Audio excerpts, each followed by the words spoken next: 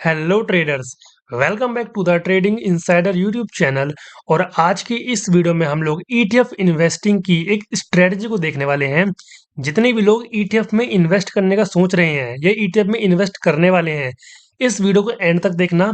इस वीडियो को देखने के बाद आपको एक सही तरीका ईटीएफ में इन्वेस्ट करने का आपको पता चल जाएगा और आप लोग ईटीएफ में इन्वेस्ट करके अच्छा खासा डिसेंट प्रॉफिट भी अपना बना पाओगे। तो ये वीडियो काफ़ी ज़्यादा इंटरेस्टिंग होने वाली है और जितने भी लोग इन्वेस्टिंग करने के सोच रहे हैं उनके लिए भी। तो एंड तक बने रहना। तो चलिए अब स्टार्ट करते हैं।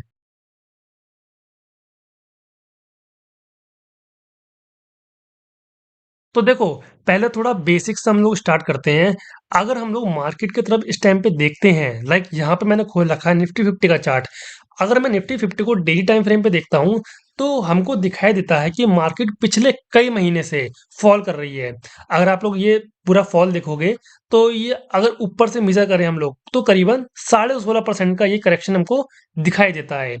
तो इससे हमको ये चल रहा है पता कि मार्केट इस टाइम पे करेक्शन हो रही है और करेक्शन के बाद अगेन एक अप मूव आएगा ही आएगा। ये बात डेफिनेटली तय है, क्योंकि मार्केट का जो नेचर है वो इस तरीके का ही है। पहले एक मतलब मूव आता है, फिर एक पुल बैक आता है, मूव आता है और पुल बैक आता है।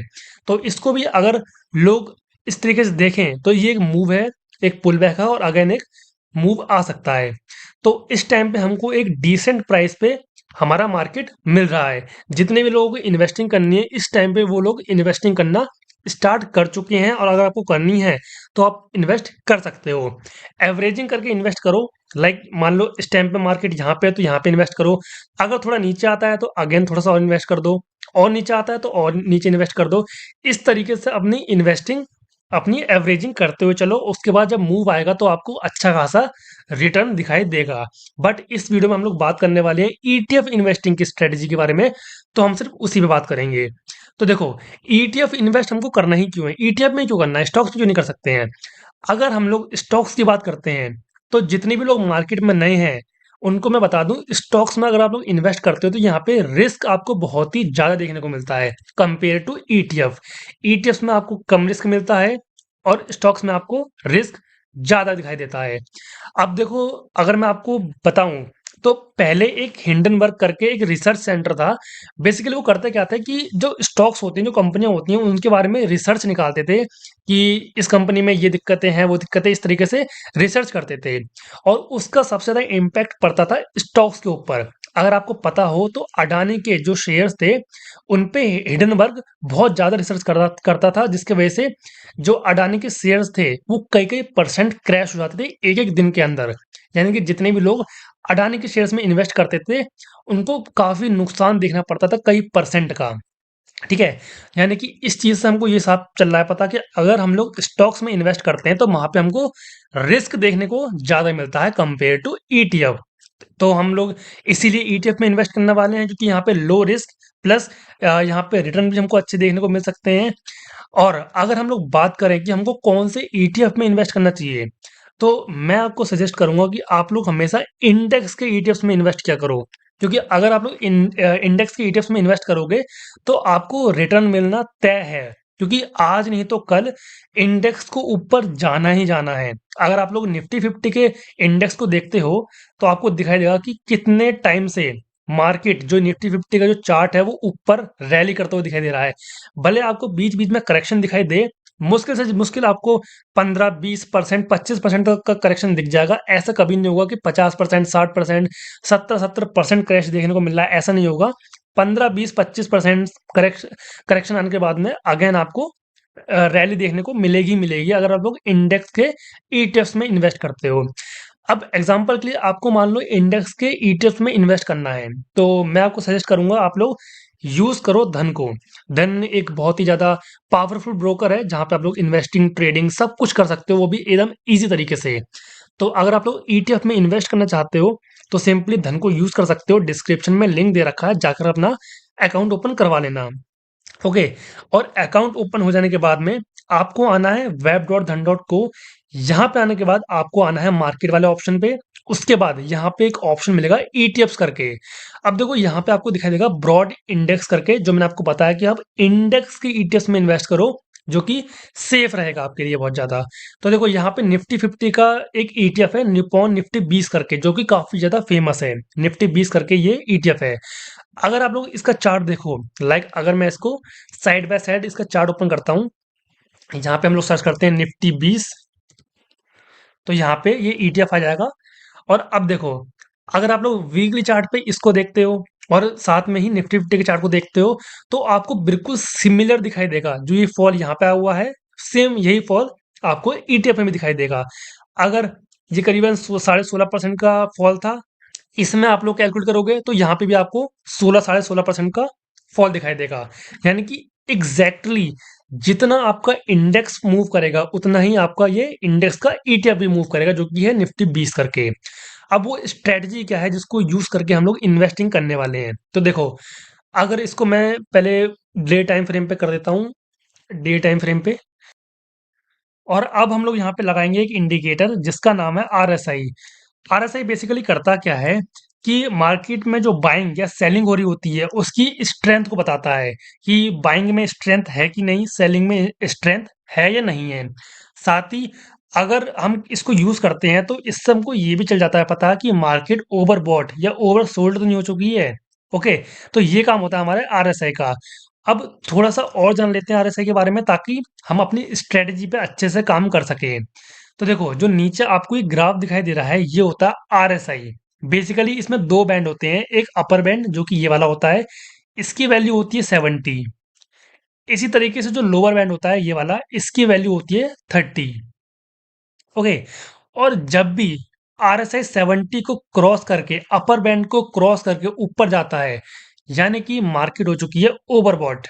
इसी तरीके से अगर आरएसआई 30 को क्रॉस करके नीचे जाता है, यानी कि अब मार्केट हो चुकी है ओवरसोल्ड। ओके, इतना आप समझ गए। अब हमारी स्ट्रेटजी क्या है? देखो, हमारी स्ट्रेटजी ऐसी है कि जब भी आरएसआई 30 को क्रॉस करने के बाद में वापस इस जोन में आती है, यानी कि अपने बैंड के अंदर वापस आती है, तब हम लोग अपने ईटीएफ में इन्वेस्ट करेंगे। ठीक है? अगर आप लोग ट्रेडिंग करते हो, भले ईटीएफ में करते हो, किसी में भी ट्रेडिंग करते हो, वहाँ पे हम लोग सेलिंग करके भी पैसा बना सकते हैं, पुट खरीद के या फिर फ्यूचर वगैरह को शॉर्ट करके। तो आप लोग क्या कर सकते हो, जैसे ही 70 क्रॉस होने के बाद में वापस आरएसआई अंदर आता है, तब आप लोग अपना शॉर्ट पोजीशन बना सकते हो। बट हम लोग यहाँ पे इन्वेस्टिंग की बात कर रहे हैं, तो सिर्फ बाइंग की बात करेंगे। तो बाइंग के लिए हमने देख लिया क्या है हमारी स्ट्रेटजी। जब भी आरएसआई डाउन साइड में क्रॉस करे 30 को, यानी कि ओवरसोल्ड हो जाए, और ओवरसोल्ड होने के बाद में अगेन यह आरएसआई का ग्राफ अपने जोन में आता है, तब हम लोग इन्वेस्ट करने वाले हैं ईटीएफ के अंदर। एग्जाम्पल के साथ मैं आपको दिखा देता हूँ। एग्जाम्पल हम लोग पीछे देख लेते हैं किसी चार्ट में। तो देखो, यहाँ पे आपको साफ साफ दिखाई दे रहा है जो मैंने आपको अभी बताया। मैंने क्या बताया आपको? जब भी आरएसआई 30 को क्रॉस करके, जो कि यहाँ पे कर दिया है, 30 को क्रॉस करके वापस अपने जोन में जाता है, तो हमको क्या करना है? इन्वेस्टिंग करनी है अपने ईटीएफ में। अब ये काम आपको डे टाइम फ्रेम पे करना है, क्योंकि हम लोग यहाँ पे इन्वेस्टिंग करने वाले हैं। हम इंट्राडे वगैरह नहीं कर रहे हैं जो आप 15 मिनट 1 घंटे पे देख लोगे, ऐसा नहीं। हमको लॉन्ग टर्म के लिए इन्वेस्ट करना है। तो डेली टाइम फ्रेम पे देखना है इस चीज को। ओके, आप और भी बड़े टाइम फ्रेम पे देख सकते हो for long time investing.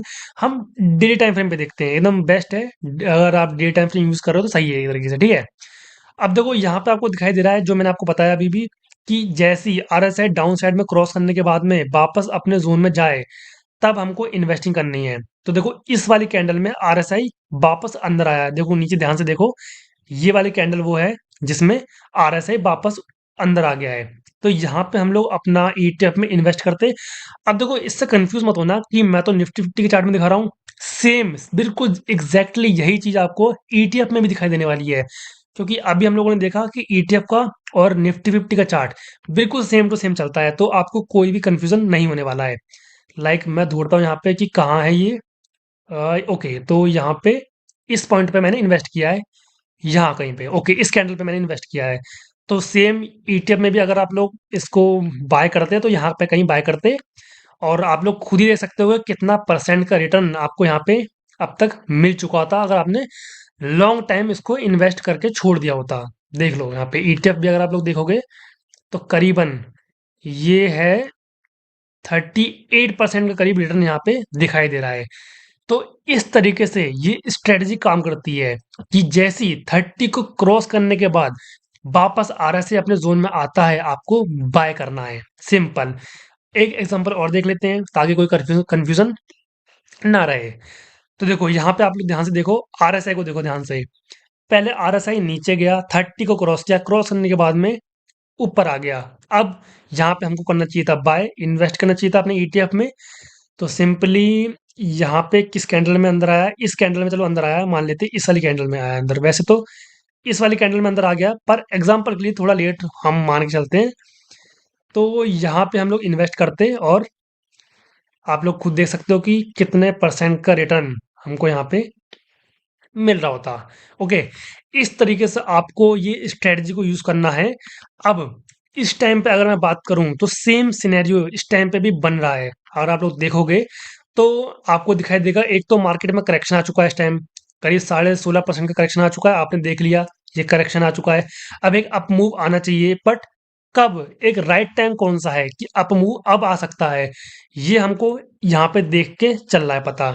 RSI में मैंने क्या बताया था, 30 क्रॉस हो, 30 क्रॉस होने के बाद में अगेन अगर आरएसआई अंदर जाता है तब हमको इन्वेस्ट करना है। तो यहाँ पे ये एकदम बेस्ट टाइम है इन्वेस्ट करने के लिए ईटीएफ्स में। आपको एक बड़ी रैली देखने को मिल सकती है, एक अच्छा रिटर्न आप बना सकते हो। सिंपली यहाँ पे आप बाय करना अपना ईटीएफ जो कि मैंने आपको दिखाया, और इस तरीके से इन्वेस्ट करके छोड़ देना लंबे टाइम के लिए, यानी कि कुछ महीनों के लिए आप छोड़ देना, और उसके बाद इसको प्रॉफिट बुकिंग जो भी आपको करनी है फिर करना। ठीक है, तो ये थी वो स्ट्रेटजी जिसकी हेल्प से आप लोग ईटीएफ में इन्वेस्ट कर सकते हो। और आप लोग अलग अलग तरीके के ईटीएफ में इन्वेस्ट कर सकते हो, लाइक निफ्टी 50। जरूरी नहीं है कि निफ्टी 50 में करोगे, सेंसेक्स, निफ्टी 50, निफ्टी नेक्स्ट 50, यहाँ पे मिड कैप 100 वगैरह सब में इन्वेस्ट कर सकते हो। और ये सब फीचर आपको धन के अंदर मिलेंगे। अगर आप लोग ईटीएफ में अच्छे से इन्वेस्ट करना चाहते हो, एकदम एकदम टोटली सब डिटेल के साथ में कि कौन सी स्ट्रेटजी है, यहाँ पे देखो इनने कुछ स्ट्रेटजी भी दी है, लाइक डिविडेंड, लो वोलेटिलिटी वगैरह वगैरह, सब तरीके के यहाँ पे ईटीएफ मिल जाएंगे। और ये सब आपको ऑप्शन धन में मिलेंगे, तो डिस्क्रिप्शन में लिंक दे रखा है, जाकर अपना अकाउंट ओपन करवा लेना। और ईटीएफ में इन्वेस्ट करने के लिए सिंपली आना web.dhan.co, यहाँ पे ईटीएफ वाला सेक्शन आपको अलग से मिल जाएगा। तो यही था इस वीडियो का टॉपिक। अगर ये वीडियो पसंद आई हो तो वीडियो को लाइक करना, इसी तरीके के कंटेंट के लिए चैनल को सब्सक्राइब करना। मिलेंगे नेक्स्ट वीडियो में, तब तक के लिए take care and thanks for watching this video guys.